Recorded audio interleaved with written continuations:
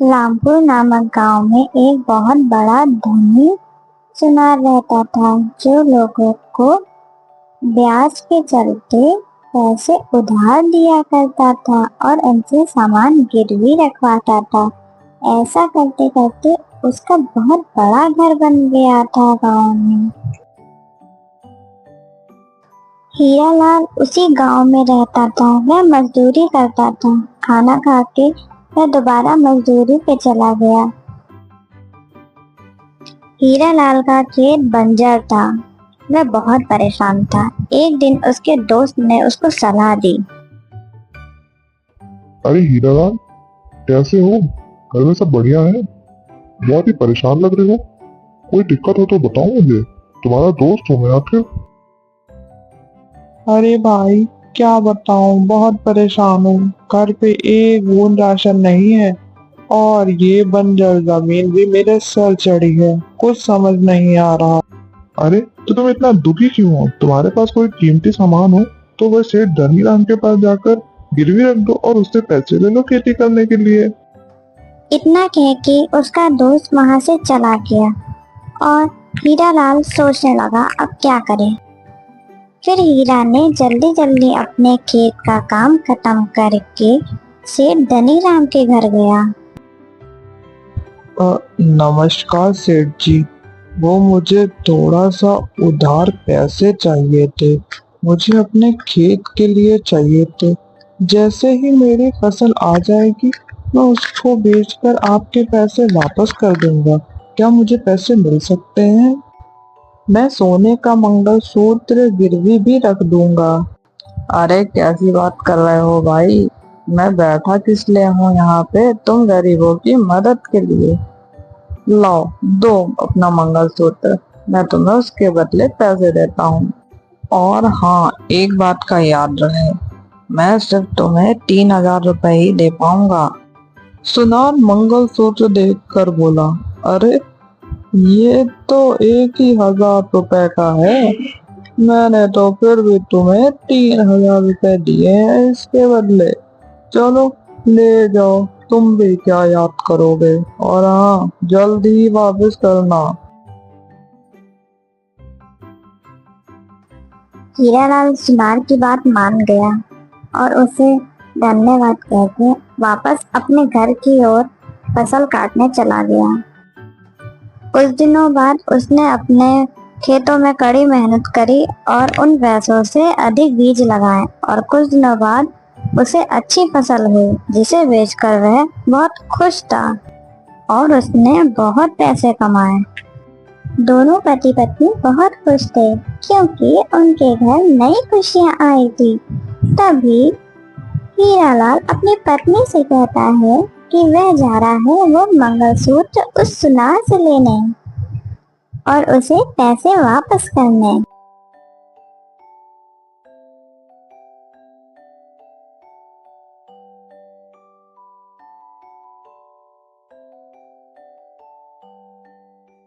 अरे सेठ जी, नमस्कार। कैसा चल रहा है आपका धंधा? ठीक तो है आप? हाँ हाँ, सब बढ़िया। तुम्हें देख के लगता है शायद तुम मेरे पैसे वापस करने आए हो, क्यों? हाँ सेठ जी, आपके दिए हुए पैसे से मेरी फसल में बहुत अच्छा सुधार हुआ है और मैंने उसे शहर में बहुत अच्छे दामों पर बेचा है, जिससे मुझे मुनाफा हुआ है। अब मैं अपना मंगलसूत्र लेने आया हूँ और आपके पैसे वापस करने आया हूँ। हाँ हाँ, चलो अच्छा है, तुम्हारा भी जीवन सुधर गया। आखिर मैं यही चिंता में था कि तुम्हारा मंगलसूत्र कहीं यहीं ना रह जाए। वैसे बैठो, मैं लाता हूँ तुम्हारा मंगलसूत्र। सुनार अपनी अलमारी से वह मंगलसूत्र निकालकर उसे देता है। सेठ जी, ये मेरी पत्नी का मंगलसूत्र नहीं है, ये नकली है। ये किसी और का है शायद। मेरी पत्नी के मंगलसूत्र के पीछे मेरे पिताजी का नाम लिखा हुआ था और इसके पीछे नहीं लिखा है। जरा आप ध्यान से देखिए। अरे, अब तुम ये क्या बात कर रहे हो? तुम्हें क्या लगता है मैंने ये मंगलसूत्र बदल दिया? मैं चोर हूँ? ये बात तुम्हें पहले बतानी चाहिए थी कि तुम्हारे मंगलसूत्र के पीछे तुम्हारे पिताजी का नाम लिखा है। देखो, जो तुमने मुझे दिया मैंने तुम्हें वापस किया। अब तुम जानो और तुम्हारा काम जाने। आज तक किसी ने मेरे ऊपर ऐसा इल्जाम नहीं लगाया। तुम पहले इंसान हो ऐसे। अरे ऐसी बात नहीं है सेठ जी, मैं तो आपके पैसे वापस ही करने आया था, लेकिन वह मेरी पत्नी का मंगलसूत्र है, वो तो मुझे दे दीजिए। एक बार आप देख तो लीजिए, शायद हो आपके पास। अरे भाई, अजीब बेगैरत इंसान हो तुम। कैसे पीछे पड़ गए हो मेरे, जैसे कि मैं चोर। एक तो मैं मदद करूं, ऊपर से मुझे ही झूठ बताओ। वह उदास होके वो मंगलसूत्र लेके वापस जाने लगा। जंगल में चलते चलते उसे उसका दोस्त रास्ते में मिला और उसने उसको वहाँ की सारी बातें बताई। जंगल में चलते चलते उसे उसका दोस्त रास्ते में मिला और उसने उसको वहाँ की सारी बातें बताई। उसने अपने दोस्त को वह मंगलसूत्र भी दिखाया। अरे भाई, तुम परेशान मत हो। तुम गांव के सरपंच जी के पास जाकर ये बात बताओ, वे जरूर तुम्हारा फैसला करेंगे। मुझे कुछ समझ नहीं आ रहा है, मैं क्या करूं? और घर जाकर अपनी पत्नी को मैं क्या बताऊंगा कि उसका मंगलसूत्र मैं नहीं वापस ला पाया? अरे दोस्त, दिल छोटा मत करो। तुम सरपंच जी के पास जाओ और परेशान मत हो, वह जरूर तुम्हारी बात सुनेंगे।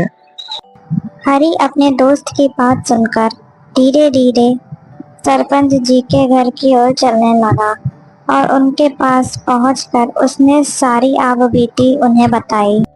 सरपंच जी, सुनार ने मेरा मंगलसूत्र बदल दिया है, मेरी मदद करें। क्या सबूत है तुम्हारे पास कि यह मंगलसूत्र तुम्हारा ही है?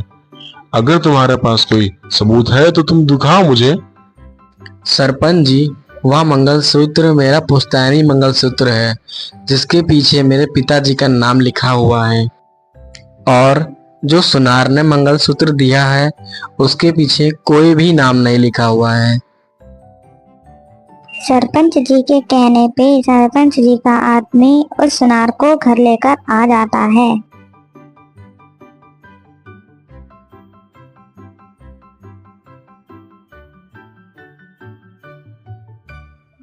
बोलो सेठ, क्या तुमने हरी का मंगलसूत्र बदल दिया है? तुम्हारे पिताजी तो ऐसा नहीं करते थे। आखिर बात क्या है सेठ? तुम मुझे सही सही बताओ। सरपंच जी, मैं तो इन गरीबों की मदद करता हूँ, इन्हें कर्ज दे के। कभी आज तक ऐसा हुआ है कि मुझे घर आना पड़े? इस हरी की ही नीयत खराब है मेरे पैसों पर, तभी ये मुझ पर उल्टे सीधे इल्जाम लगा रहा है। अगर तुम्हें इतनी ही दिक्कत है तो तुम इन गरीबों को पैसे उधार में देते ही क्यों हो? हरी, अब तुम बोलो, सच्चाई आखिर क्या है? सरपंच जी, मैं एक गरीब आदमी हूँ, मैं क्यों झूठ बोलूंगा।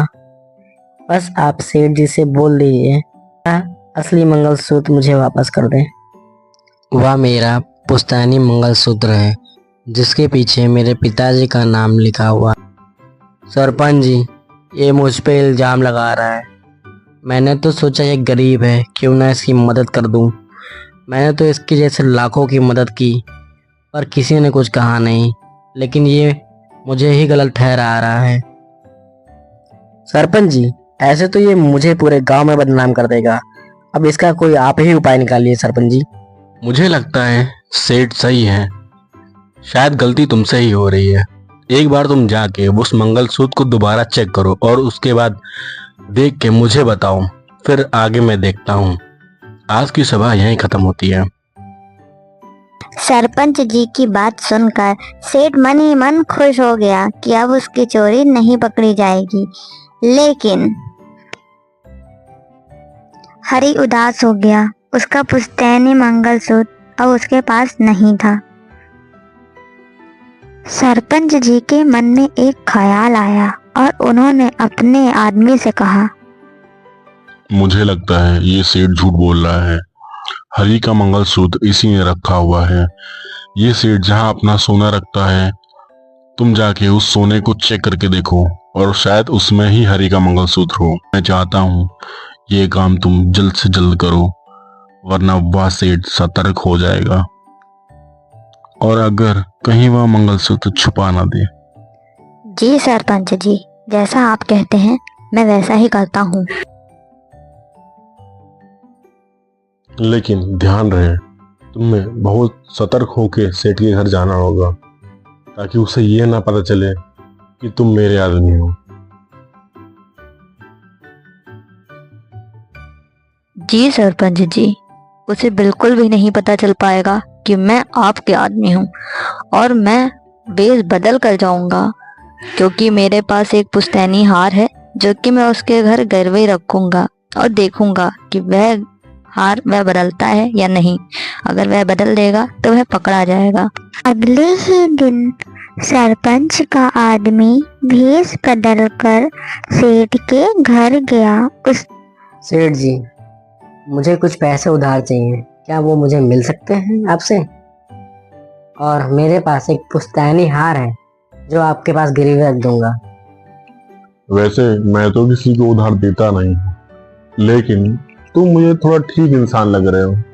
ठीक है, ले लो फिर। और हाँ, पर एक बात याद रहे, जिस हार की तुम बात कर रहे थे, उस हार को तुम्हें मेरे पास गिरवी रखना होगा। हाँ हाँ, क्यों नहीं सेठ जी, जैसे ही मेरे पास पैसे आ जाएंगे मैं आपके पैसे लौटा दूंगा और अपना हार भी ले लूंगा आपसे। सेठ उसे पैसे दे देता है और वह वो पैसे लेकर चला जाता है। कुछ दिन बाद वह सेठ के घर वापस आता है, वह पैसे लौटाने और अपना हीरो का हार ले। सेठ जी, ये लीजिए अपने पैसे और मेरा हार मुझे वापस कर दीजिए। सेठ जब उसका हीरो का हार निकाल रहा होता है, तब वह व्यक्ति देखता है कि हरी का मंगलसूत्र असली वाला उसके ही टोकरे में पड़ा है, और वह जाकर सबको ये बात बता देता है। फिर सरपंच जी उसको भरे गांव में बीच बाजार में बुलाकर उसको गांव से बेदखल कर देते हैं और हमेशा हमेशा के लिए निकाल देते हैं। सरपंच जी ने हरी को इंसाफ दिलाया, इसीलिए कहते हैं हमेशा सच का साथ देना चाहिए, ना कि झूठ का। आज की कहानी यहीं तक। फ्रेंड्स, अगर आपको मेरी स्टोरीज अच्छी लगती हैं तो हमें सब्सक्राइब करें और नई वीडियो के लिए बेल आइकन जरूर क्लिक करें। Thank you.